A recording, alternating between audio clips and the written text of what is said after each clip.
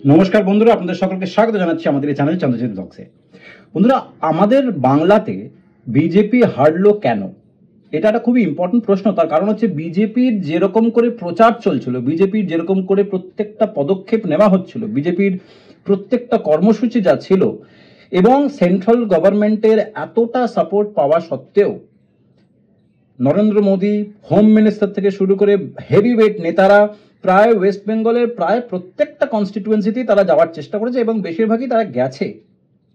এইরকম একটা powerful campaigning এর পরেও কেন হেরে গেল? এটা একটা আজকের মিলিয়ন ডলার কোয়েশ্চেন বিজেপির জন্য তো ডেফিনেটলি, আর যারা পলিটিক্যাল আলোচনার মধ্যে থাকতে চায়, সেগুলো অ্যানালিসিস করে, তাদের জন্য এটা খুব একটা ইম্পর্টেন্ট কোয়েশ্চেন।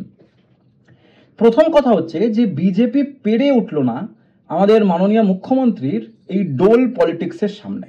এই যে পাইয়ে দেওয়ার যে পলিটিক্স, এর সামনে আমাদের বিজেপি বলুন বা বামফ্রন্ট বলুন, এরা কেউই পেরে উঠল না। রাজনীতিটা যেটা এই নির্বাচনটা হলো, এটা কোনো নীতির নির্বাচন ছিল না, এটা পাইয়ে দেওয়ার নির্বাচন হলো এই পশ্চিমবঙ্গে। সুতরাং যে যত বেশি পাইয়ে দিয়েছে বা পাইয়ে দেওয়ার প্রতিশ্রুতি দিচ্ছে, তাকেই মানুষ ঢেলে ভোট দিয়েছে। একটা ছোট রিয়েল দেখলাম আমি, সেখানে একটি বাড়ির বউ, মানে গ্রামের একটি বাড়ির বউ, সে তাকে জিজ্ঞেস করা হচ্ছে যে খেলা তো হয়ে গেল, আপনি কাকে ভোট দিয়েছিলেন? বললো দিদিকে ভোট দিয়েছিলাম।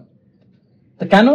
না, তার কারণ উনি ব্যাখ্যা করছেন এই যে 1000 টাকা করে তো আমরা মাসে মাসে পাই। তো এই যে 1000 টাকা করে আমরা মাসে মাসে পাই, তার জন্যে আমার মাস কাবারির যে হাত খরচা সেটা চলে যায়। আমাকে আমার স্বামীর কাছ থেকে 1000 টাকার মাস খরচা বা হাত খরচা মাস গেলে চাইতে হয় না। আর এই সুবিধাটা আমাকে দিদি করে দিয়েছে, অর্থাৎ দিদিকে ছাড়া আমরা কাকে ভোট দেবো? তো এই যে গ্রাসরুটসে, এই যে একদম তলানিতে যে বাস্তব ছবিটা, সেই ছবিটা হচ্ছে একটা পাইয়ে দেওয়ার ছবি। একটা একটা একটা বেনিফিশিয়ারি গ্রুপ যেটা তৈরি করতে সক্ষম হয়েছে এই সরকার, তার ফলটা আজকে ওরা হাতে নাতে পেয়েছে। এবার বিষয়টা হচ্ছে, এই জিনিসগুলো দিয়ে কি দেশ গড়া যায়, রাজ্য গড়া যায়? উত্তর হচ্ছে না। কিন্তু কারোর কিন্তু কিচ্ছু যায় আসছে না যে দেশ গড়তে হবে বা রাজ্য গড়তে হবে, এটা কারো মাথাতে নেই, এটা কোনো কোয়েশ্চেনে কেউ করছে না। এটা এইভাবে চললে আমাদের অর্থনীতির উপরে কিরকম চাপ পড়তে পারে, কারোর কোনো ভাবনা করার কারণও নেই। শুধু আমি কত পাচ্ছি, মাস গেলে আমার কিরকম সুবিধা হচ্ছে, সেটা ছাড়া আর কিচ্ছু দেখছে না। তাহলে বলতে পারেন একটা মায়োপিক পলিটিক্স চলছে আমাদের এই পশ্চিমবঙ্গে। তার জন্যে যেটা দেখা যাচ্ছে সেটা হচ্ছে যে যে যত পারবে টাকা দেবে আর বেনিফিশিয়ারি গ্রুপ তৈরি করবে এবং পলিটিক্সে জিতে যাবে। এবার বিষয়টা হচ্ছে যে বিজেপি হেরে গেল কেন? এক তো হচ্ছে ডোল পলিটিক্সের সামনে টিকতে পারলো না, আর একটা যেটা দেখা যাচ্ছে সেটা হচ্ছে বিজেপির, ওয়েস্ট বেঙ্গলের যে বিজেপি, তাদের দলের মধ্যে একটা ইন্টারনাল স্ট্রাকচারাল সমস্যা। যেমন ধরুন, বিগত 5 বছর ধরে যদি আপনার একটা এমপি মেদিনীপুরে বসে কাজ করে, সেখানে টাকা ইনভেস্ট করে, সময় ইনভেস্ট করে, ইমোশন ইনভেস্ট করে, ঠিক তার 5 বছরের টার্ম যখন শেষ হবে, নতুন করে যখন আবার তাকে দাঁড়াতে হবে, তাকে সেই জায়গা থেকে তুলে যদি অন্য একটা নতুন জায়গায় দিয়ে দেওয়া হয়, তো সেটা কি খুব একটা বুদ্ধিমানের কাজ? ঠিক এই জিনিসটাই কিন্তু দিলীপ ঘোষের সঙ্গে হয়েছে। আর যার জন্য কিন্তু দিলীপ ঘোষ বাবু পরিষ্কার বলছেন, সাংগঠনিক একটা সমস্যার জন্য এটা হয়েছে। উনি বলছেন যে সংগঠন বড় হয়েছে, সংগঠন পাওয়ারফুল হচ্ছে, দল পাওয়ারফুল হচ্ছে, প্রচুর প্রচুর নেতারা আসছে, সেন্ট্রাল থেকে নেতারা আসছে, ক্যাম্পেইন করছে, কিন্তু তাও আমরা ফলাফল পেলাম না। কেন?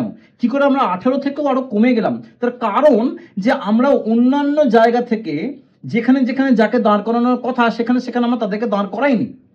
আজকে দিলীপ বাবুর জায়গা বদলের জন্য কিন্তু দিলীপ বাবু হেরে গেলেন, এবং এই জিনিসটা বিজেপি এই মুহূর্তে না মানতে চাইলেও মোটামুটি এটা আমাদের দিলীপ বাবু কিন্তু অন ক্যামেরা খুব পরিষ্কার বলে দিয়েছে। দ্বিতীয় কথা হচ্ছে যে সুকান্ত মজুমদার, ডক্টর সুকান্ত মজুমদার, তিনি কোনো রকমে জিতেছেন, মানে কিছু সামান্য একটু মার্জিনে জিতেছেন। তিনি কিন্তু একটাও কথা বলছেন না যে এই যে ডিসিশনটা, যে দিলীপ বাবুকে সরিয়ে দিয়ে অন্য জায়গা দেওয়া, এটা একটা কাল হয়ে দাঁড়িয়েছে বিজেপির, এই বিষয়ে কিন্তু ওনারা কোনো বক্তব্য নেই। অর্থাৎ বাংলা বিজেপিতে বা বঙ্গ বিজেপিতে কিন্তু একটা ফাটলের জিনিস দেখা যাচ্ছে, যে জিনিসটা কিন্তু একটা মারাত্মক রেজাল্ট ওদের এই বিধানসভা, ওদের এই লোকসভা ইলেকশনে দেখতে হলো। তৃতীয় যে জায়গাটা আমি বলতে চাইছি সেটা হচ্ছে একটা উড়ো উড়ো খবর আসছে বন্ধুরা, একটা উড়ো উড়ো খবর আসছে বন্ধুরা। সেই খবরটা হচ্ছে যে বিজেপি আর আরএসএস এর মধ্যে একটা কনফ্লিক্ট চলছে। কি নিয়ে কনফ্লিক্টটা, সেই জিনিসটা কিন্তু এখনো আমরা আইডেন্টিফাই করতে পারছি না।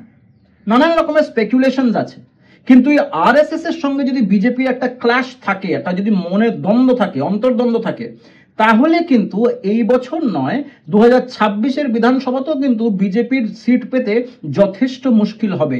বিজেপির এই মুহূর্তে, বঙ্গ বিজেপির পার্টিকুলারলি এখন বোঝা উচিত যে কি করে আমরা গ্রাসরুটসে কাজ করে সমস্যার একদম মূলে গিয়ে তা সমাধান করতে পারবো। যদি সেগুলোকে অ্যাভয়েড করে, যদি এগুলোকে ওভারলুক করে, যদি এগুলোকে নেগলেক্ট করে, তাহলে 2026-এ কিন্তু জেতার আশা ভুলে যেতে হবে। আর একটা দিকে আমাদের মাননীয় মুখ্যমন্ত্রীকে যে সমস্যাটা দেখা যেতে পারে সেটা হচ্ছে যে প্রায় 2.5 কোটি মহিলা ভোট দিয়েছেন এবারে বাংলা থেকে। এই 2.5 কোটির মধ্যে আমি যদি ধরিনি প্রায় 1.5 থেকে 2.25 কোটি মানুষ তারা এই লক্ষ্মীর ভান্ডার পায়, তাহলে এই 2.25 কোটি মানুষকে আগামী 1 বছরের মধ্যে 1000 টাকা করে মাসে মাসে দিতে হবে। তার মানে 1 বছরে 12,000 টাকা দিতে হবে একজনকে। তাহলে 12,000 ইন্টু প্রায় 2 কোটি মানুষ মহিলা, সেই 12,000 ইন্টু 2 কোটি, এই যেটা বিশাল লামসাম অ্যামাউন্ট যেটা ক্যালকুলেটর পর্যন্ত আসছে না, সেই টাকাটাকে জোগাড় করবে কোথা থেকে? সেই টাকাটা আসবে কোথা থেকে?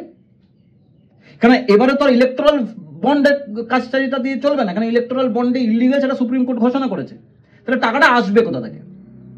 আর যেটা ভয়ের জায়গা সেটা হচ্ছে যে যদি টাকা না দিতে পারে এই সরকার, তাহলে কিন্তু এর এই যে রমরমা ব্যাপারটা সেটা থাকছে না। আর একটাই কথা বলে আমি এই ভিডিওটাকে শেষ করতে চাই, সেটা হচ্ছে এই যে মাননীয় মুখ্যমন্ত্রী এবং তার দল তৃণমূল কংগ্রেস একটা বিপুল ভোটে জিতলো, বিপুল সিটে জিতলো, প্রায় 29টা সিট পেল আউট অফ 42, তাদের এক্সপেকটেশনের থেকেও বেশি পেল। কিন্তু জাতীয় স্তরে এই দলটা একটা ইররেলেভেন্ট হয়ে বসে আছে। মানে না তৃণমূল দল ইন্ডিয়া অ্যালায়েন্সে গিয়ে কিছু ডিফারেন্স ক্রিয়েট করছে, না ওখান থেকে চলে আসলে ইন্ডিয়া অ্যালায়েন্সে কিছু যায় আসছে, আর এনডিএর দিকেও যেতে পারবে না, আর এনডিএর কোনো প্রয়োজন ওকে নেই। সুতরাং ন্যাশনাল লেভেলে দু দরজায় কিন্তু বন্ধ হয়ে যাচ্ছে। এবার আস্তে আস্তে যদি এই এনডিএ, যেটা আজকে এখন সরকার শপথ নেওয়া শুরু করবে, এখন প্রোগ্রাম চলছে, এনডিএ যদি খুব পাওয়ারফুল হয়ে যায়, তাহলে কিন্তু এই দুশ্চিন্তাও হতে পারে কি আমাকে কি এবার তুলে নেবে, এবারে কি এবার তৃণমূলের টপ লিডারদের দিকে আবার মামলাগুলোকে আবার এগিয়ে নিয়ে আসবে। কারণ আমাদের তো সাপোর্ট লাগছে না ইন্ডিয়া গভর্নমেন্ট তৈরি করতে। তাহলে এই জায়গাটাও কিন্তু কুড়িয়ে কুড়িয়ে খাচ্ছে বলে আমার ধারণা।